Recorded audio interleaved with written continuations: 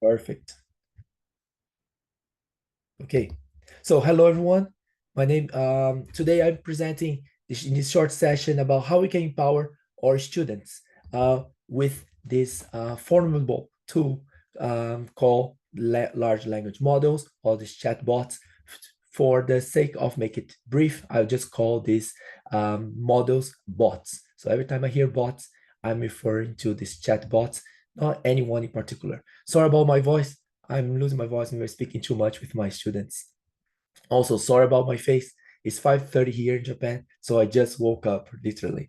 I woke up 30 minutes ago to get ready for this session. So, okay, so my name is Marvin Starominski-Uehara. I am an adjunct assistant professor at Temple University, Japan. So let's start here with the next slide. Sorry, just press here. Okay, so I start recording the session. Thanks for the Future of AI for sponsoring this session. So what I'm trying to share here today, everything is from the perspective of my students and what also I have read about the perspective of other students in the literature, in the scientific literature. So we'll cover about what are the fear they have, what are the limitations of these models from the perspective of the students. Then, however, they also see a lot of opportunities that can be leveraged through these bots. So we covered that more extensively than actually the fear and the limitations, which I'm pretty sure other people in this conference, they have covered that very well. And finally, I'll share two techniques I use to incorporate these bots into my classes, online classes at Temple. And finally, at the end, hopefully we have time for some questions and I try my best to answer that. Okay, so the main question, I just move here so I can read actually what's the main question here. Okay, the main question of this session is how do reverse engineering and collective excitation, which are two of the techniques I use in my classes to incorporate these bots, help high school and college students leverage chatbots for the design of tailor-made educational experiences. So my goal as an educator is always find ways, not only through the bots, but through any other technique, how students can make the most of what I'm sharing with them by personalizing their learning journey. Okay, so what I expect you to get out of this short session is, let's review very briefly what are some of the assumptions of these bots as a skill leveler. Actually, does it level the education, particularly those who are lower skill in comparison to those who are hardworking, high achiever students? So let's quickly review this assumption and challenge that through the observation of how prompts are used in these bots, how are the outputs, how we read through the the keywords provided by these bots, and follow up on these outputs so we can internalize. We help students internalize the learning through the bots, and if they do with us and also themselves. The second one is about what is reverse engineering. I believe that most of you know, so we don't need to cover that in this class. But also how this reverse engineering helps students to enhance the critical thinking skills. So critical thinking in the sense of more about research and independent research, how students can feel confident about their research by using responsibly, ethically these bots, right? So, and then they can break down, they can disassemble, they can analyze the different outputs so they can understand the parts better. So that's the main idea of using reverse engineering for the outputs.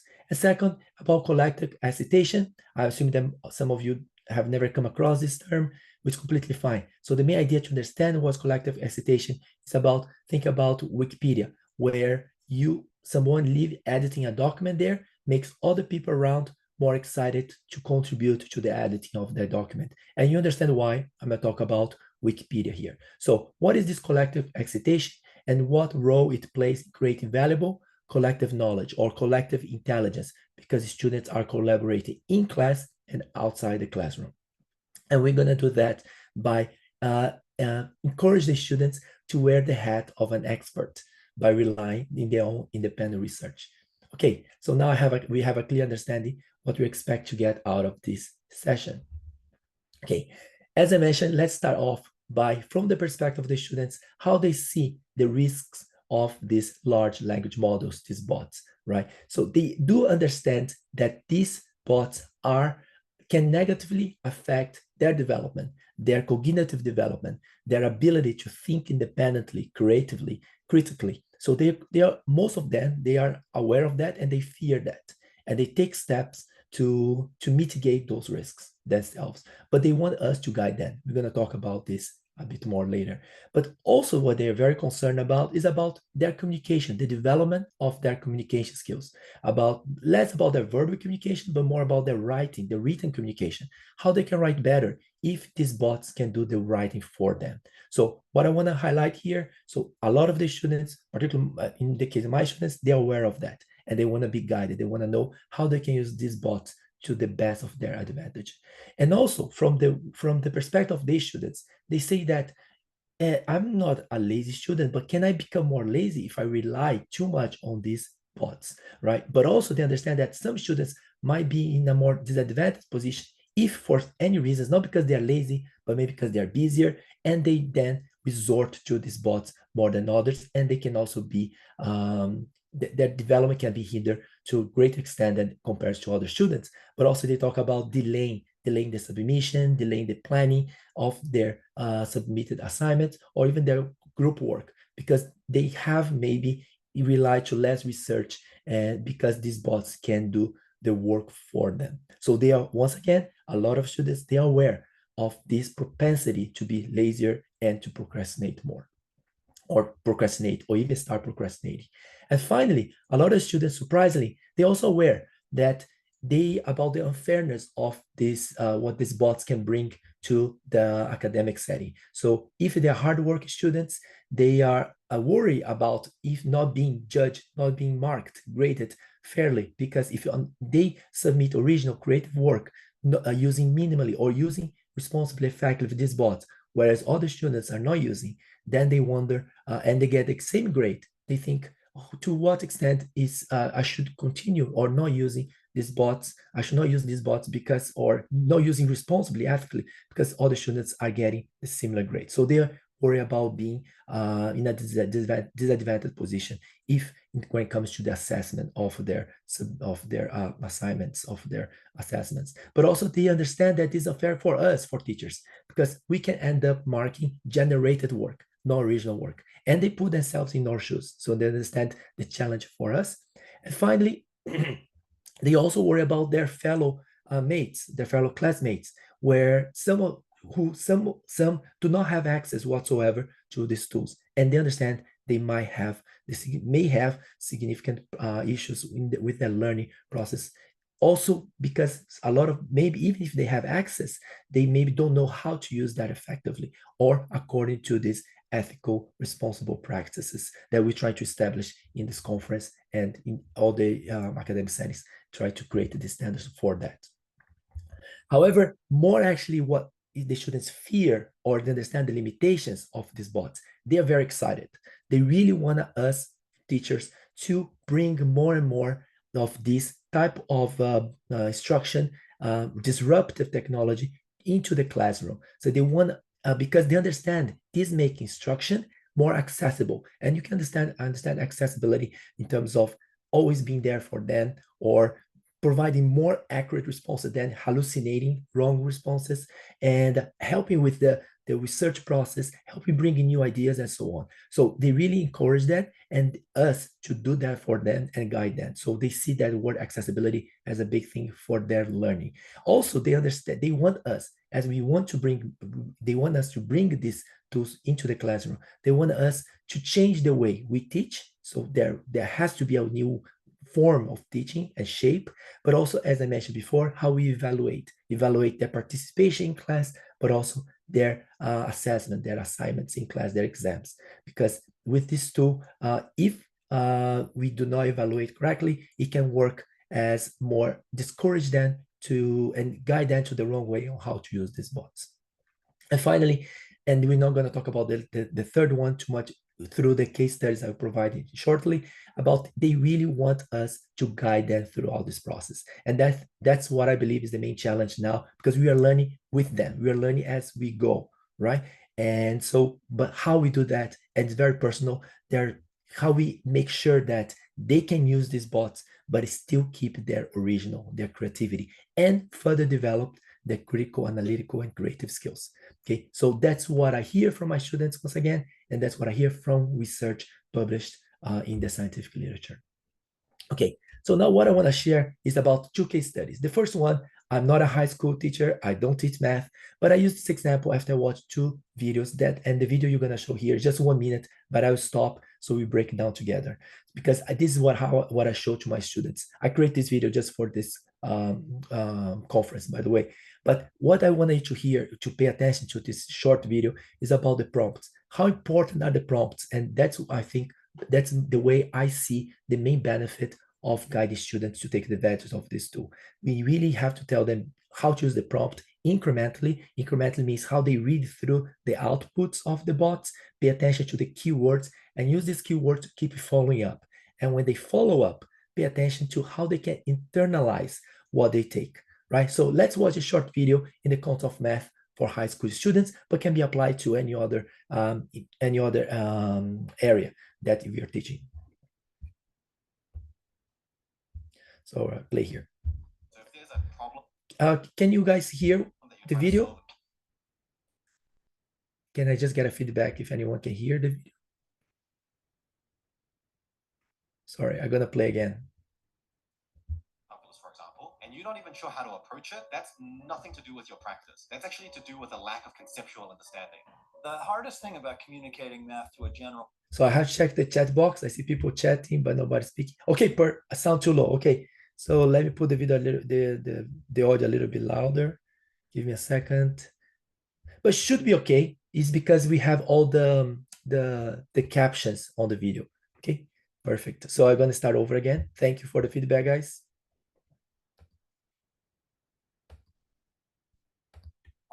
To solve in calculus, for example, and you're not even sure how to approach it, that's nothing to do with your practice. That's actually to do with a lack of conceptual understanding. Okay, so here in the concept of math, just this distinction here is about, and they can apply to any other field, right? First, math, instead of teaching how to do 2 plus 2, is important to understand why 2 plus 2 is important. So the conceptual understanding of why 2 plus 2, we have to apply that. And then next, continue here. Hardest thing about communicating math to a general audience is that you're dealing with people who have been traumatized to a large extent. So it's not just a matter of teaching the subject, but sort of overcoming past injuries. If the subject is conveyed as it really is, it's very playful. What is a So the question is now, can we use these bots to teach the concepts before we apply those? And also, can we use the bots to make education more fun for the students? And that's a critical question. So that's how I try to use in my classes with my students, this bot, to make it more fun and help the students grasp better the concept before they apply those in the real world. So as I mentioned, I'm not a high school student. I don't teach math. So I needed the bot help to tell me what's relevant. So if there's a problem that you're trying to solve in calculus, for example, communicating math to teaching the subject, but sort of overcoming past injuries, as it really is. It's very playful. What is a common mathematical formula taught in high school? Quadratic form. Sorry, it is going problem. I just play because with the Zoom, it doesn't allow me to stop. So I just play everything, then I go over with everyone, okay? Sorry about that. So if there's a problem that you're trying to solve in calculus, for example, and you're not even sure how to approach it, that's nothing to do with your practice. That's actually to do with a lack of conceptual understanding. The hardest thing about communicating math to a general audience is that you're dealing with people who have been traumatized to a large extent. So it's not just a matter of teaching the subject, but sort of overcoming past injuries. If the subject is conveyed as it really is, it's very playful. What is a common mathematical formula taught in high school? Quadratic formula. This formula is used to find the roots of a quadratic equation. Roller coaster, thrilling and safe. Quadratic equation, exact points, highest and lowest points. What is the scariest roller coaster in the world?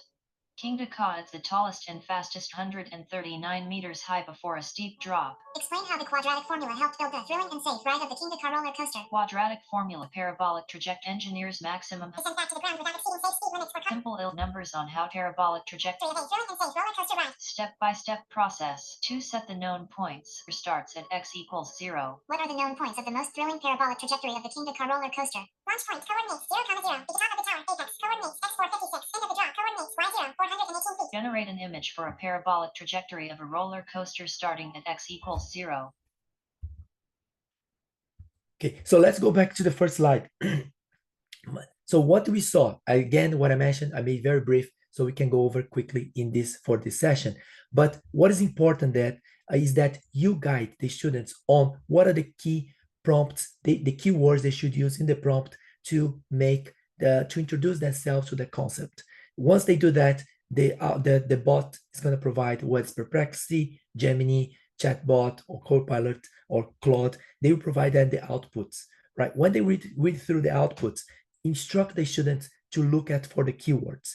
And then once they look at the keywords, the next step, when they're following up, make sure that they pay attention to those keywords, terms that they have never seen before, but they believe are important related to what they're trying to get to learn about. And then you ask them to internalize by making the concept, the topic, interest to them. So, and everyone has different interests. So when it comes this quadratic equation, quadratic formula, maybe the bot suggests roller coaster, and roller coaster is something, a topic that interests them. So this sparks their further interest to the topic and make them understand what is the real implications of this mathematical formula in the real world. And by doing that, once they understand how this concept is applying in the real world, then they can go through like the application of that. They can ask for numbers. They can ask the bots how to explain, but always incrementally using the keywords, quadratic equations, quadratic formula, parabolic trajectory, and so on. So, and then this by step, and the bots they were really good because they can personalize, they customize the responses to the students' mannerisms, to what the students are prompting there, and they understand better as if you're on the same page, in the same time you're using, they understand better what you are asking, so they guide you through the process. And hopefully at the end, they also can play by generate image, which now, sorry, at Gemini is free. So what I'm saying here that you have to encourage the students first, understand the concepts, then but by personalizing it, make something meaningful to them, but also keep on track, keep it focused on what they want. And the focus comes by reading through the outputs in a way that they always looking for the keywords and build their knowledge incrementally based on their own needs and interested in the topic. For the second one, sorry, now it's a more general one, and that's what I mentioned about the Wikipedia. So this is about the concept of collective excitation. So this can also apply to any kind of area that you're teaching. So usually you have a question that you can pose, or you encourage students to pose one question, so everybody has to answer the question together.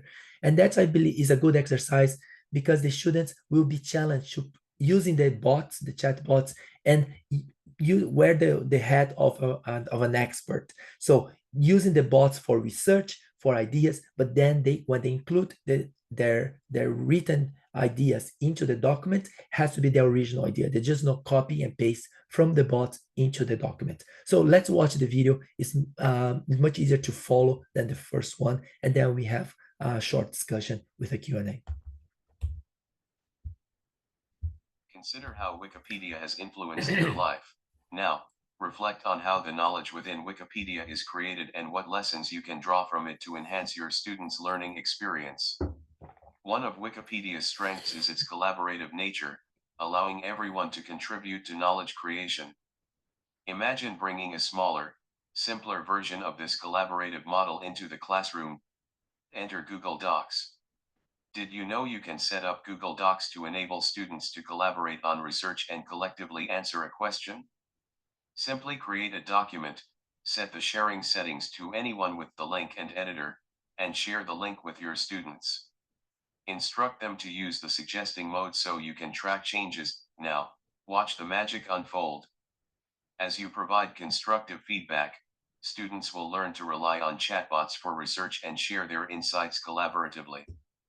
This iterative process teaches them that they can build valuable knowledge together and enjoy the process. Try it. So about the last video, before I should go to the slide here. So what is important? What is the innovative idea of this methodology to incorporate bots and encourage them to build collective, collaborate, and also build collective intelligence is by resorting to the Google Docs so they can simulate the Wikipedia editing in the classroom and every single classroom or throughout the semester, maybe a single document. And but the key aspect to make this a successful activity is the constructive feedback. So for those who never use that or have never added any document on Wikipedia, you have to learn as you go as well. But I can guarantee that as you learn and as you provide feedback to the students, this iterative process, the student at the end will be proud of themselves and much more confident about their research skills using the bots and collaborating with other students in class and outside the classroom. So I really encourage you to try. It's really easy to set up and really easy to maintain this activity in every week or throughout the term. So and so what I really want you to take away from today's session, in addition to the learning outcomes, is let's encourage the students to experimenting these bots because they're very powerful that we know, and the students already know. They're excited about this and why they should be exposed to these bots and even make mistakes using these bots, because then help them understand what they have to fear less or fear more depends on how they are using these tools. So mitigating the risks, and also, but more than that, how they make the most of the capabilities of this generative AI technology, which are developing really fast. And finally, we have always to listen carefully what the students are telling us or not telling us, but just by how they are using it.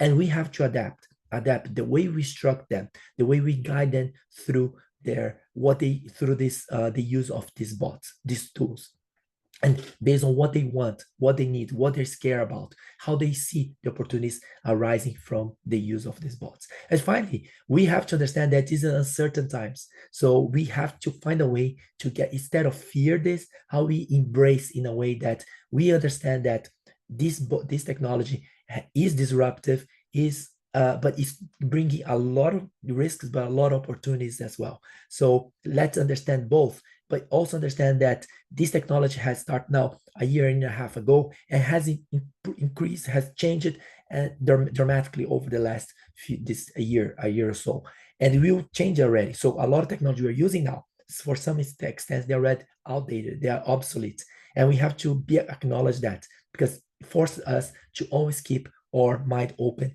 and try our best to provide the best education possible to our students. So thanks everyone, and I look forward to connect with you. You have my mail address, my website, and I look forward to learn about your practice as well. Thank you. Any questions, please? I'll check in the chat box. I didn't have any time to check the chat box. So if there's any questions, I'm happy to answer. Now we have 4 or 5 few minutes. Sure. Oh, my website's here in the marvinuehara.com. So yes, I should have optimized the video for sound when I just shared. I'm sorry about that. Thanks.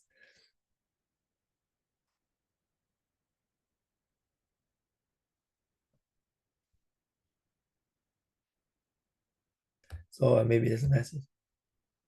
Yeah, so where's the best place to learn how to set up bots? So the way I learn myself, I just can talk for myself. I learn as a user. So I use that for my own research, for my own personal and professional use. And that's how I learn how I set up the bots. And I read a lot of the literature. I see what other teachers are doing, and I try to implement those methods, and I make changes, and I see what works best for my students. So always listen to my students. I ask them upfront what they want to learn and how they want to learn, and I try to provide to what they need.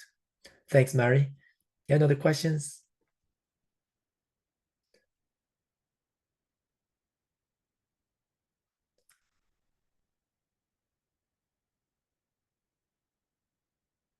Okay, I will be uploading this presentation too into the, you have access to the website, to the videos, so feel free to also review this presentation online.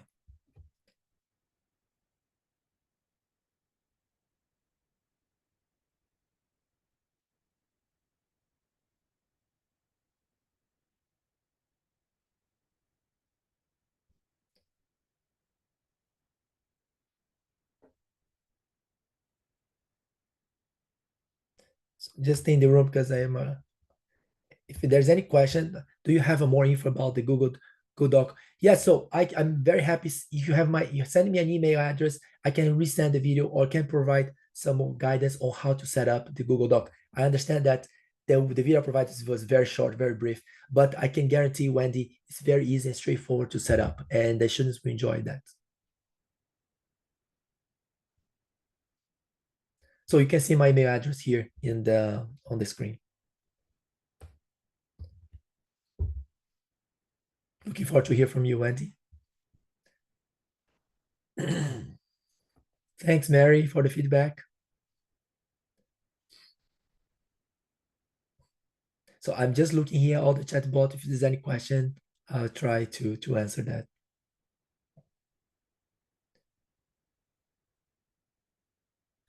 I see that we have 3 more minutes left, but feel free to go if you don't have any questions. I'm sure there are all the sessions, interesting sessions you want to attend.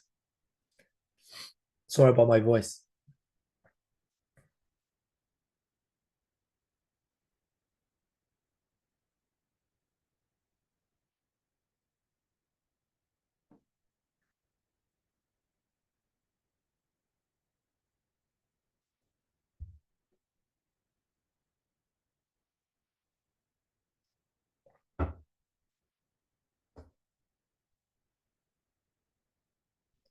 Thank you, Mohammed.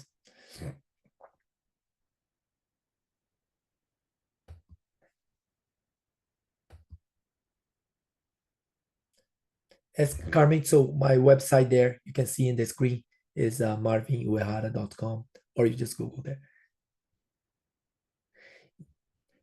Yes, so that's a good question, Lucy, and a very important aspect about great students generally view using AI as a way to manage their time efficiency. It's true. I think this is a good, maybe it's a polite way, diplomatic way to put that. But one question I didn't mention is about the student. You encourage the student to ask themselves about the AI.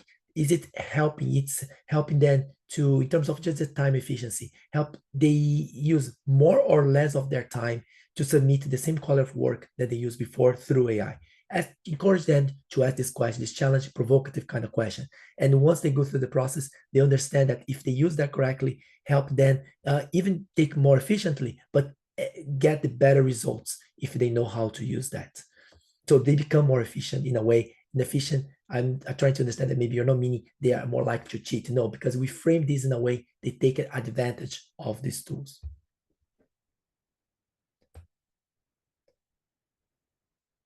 So I'm just going over, maybe there were previous questions before.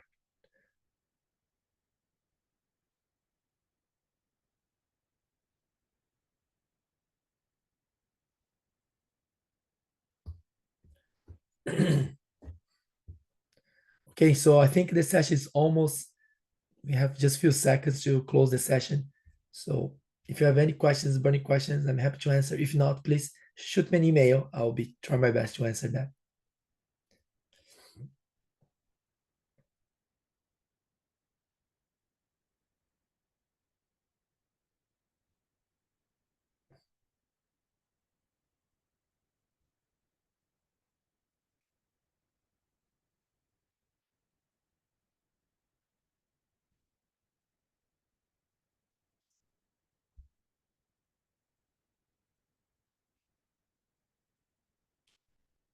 Okay, guys. So I think this session now officially finished. So I stop sharing here and I look forward to hear from you. Bye now. Cheers.